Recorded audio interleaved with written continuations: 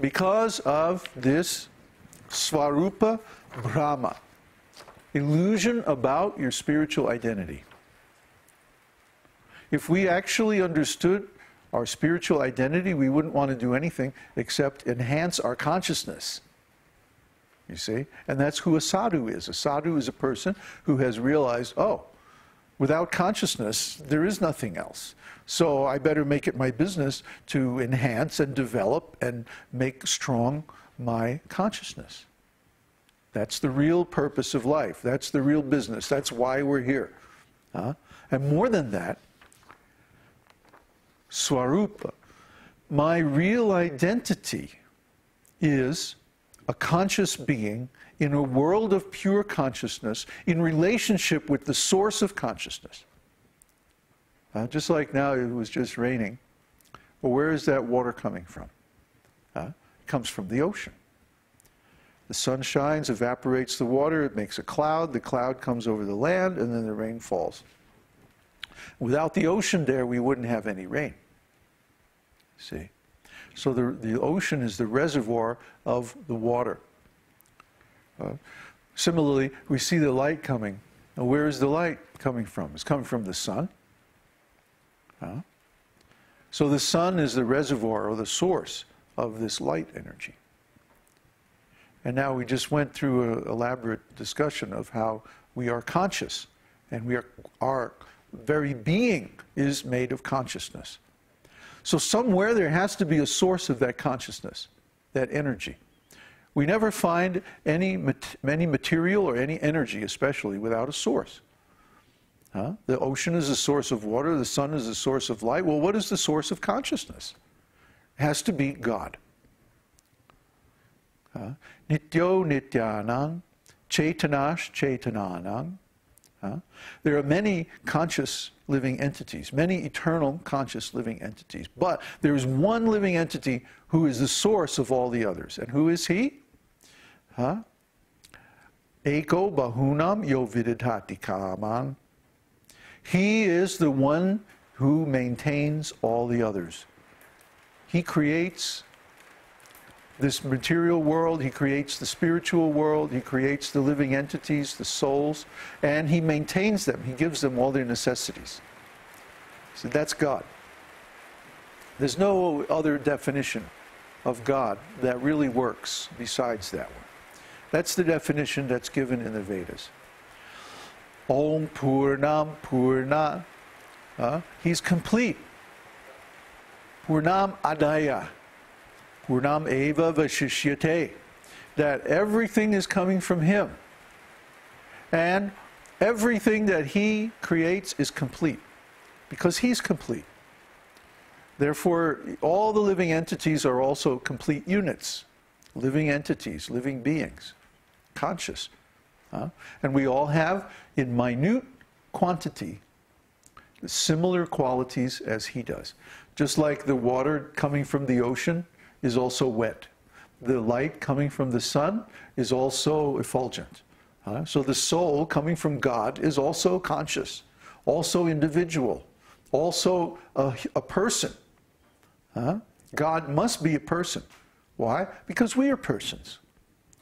We're individuals, we have identities, we have desires, we have thoughts, we have emotions, we have initiative, we have will, we have all kinds of psychological characteristics that derive from consciousness.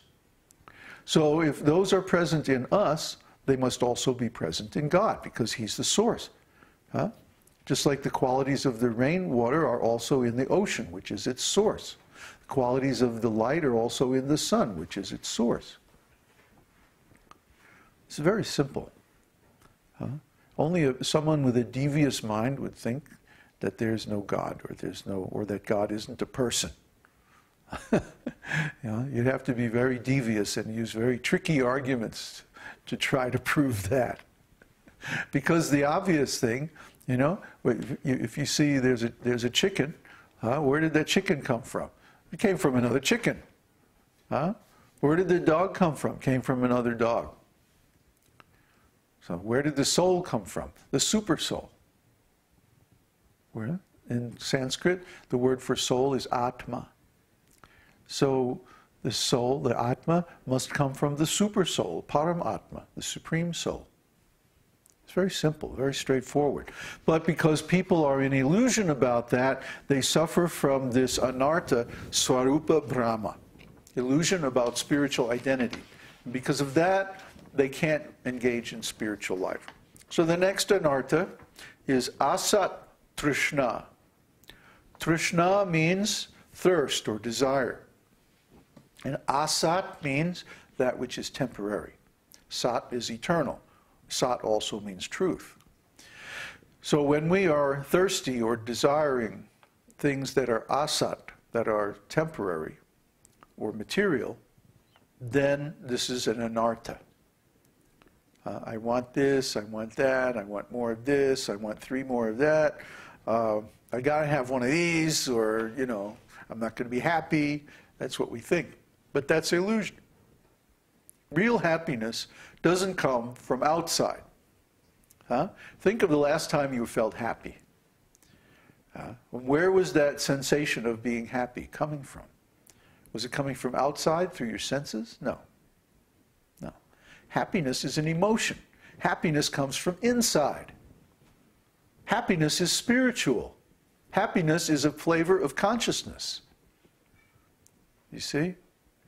So, real happiness means that our spirit is in a state of happy emotion.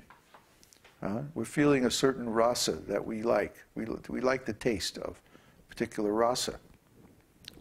So, don't think that material things can make you happy. They can't. They can't. In fact, we were discussing the other night, I think that was last night, how material desires and material activities always result in suffering. Because if you become conditioned to getting happiness from material things, you're always going to lose your happiness because all material things are temporary. Everything in the material world is limited by time.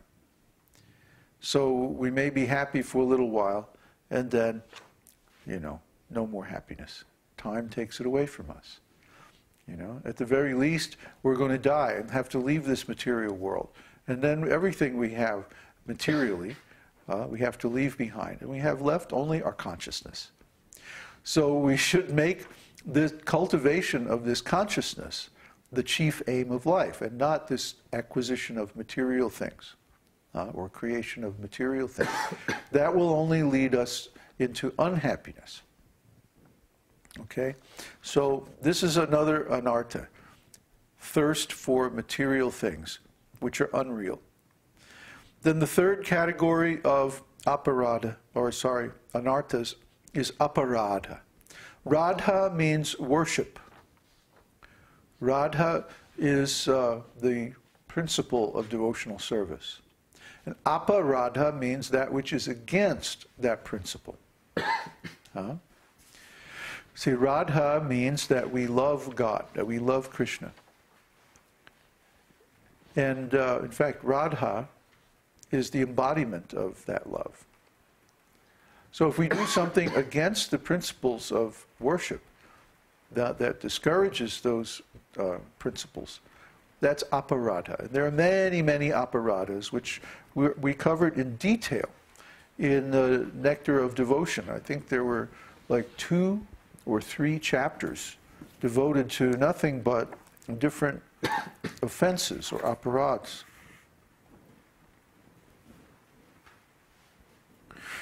Yeah, here it is, chapter 8. So if you go back and look at chapter 8 of Nectar of Devotion, it talks about all these different offenses. And we'll talk about the different categories of offenses a little bit later. And finally, we have Hridaya Daurbalya, weakness of heart. Weakness of heart means that we go whichever way the wind blows. If the conditions are favorable for devotional service, you know, maybe a close friend of ours is a devotee, and we're associating with them and getting their influence, then okay, I'll do a little devotional service. But then if that friend goes away, or if there's some difficulty, then, oh no, then I just go back to ordinary activities, and I don't think about this anymore. Weakness. Weakness of heart. Weakness of heart means we have no steadiness, we have no determination. Like Krishna says in Bhagavad-gītā, vyavasayatmika buddhi, that one's intelligence is firmly determined to attain the spiritual platform. That leads to success. But he says that the minds and desires of those who are irresolute are many-branched. You see? Those who are on this path, they're committed, they're dedicated, and their aim is one. They don't want different things. They only want one thing. They want love of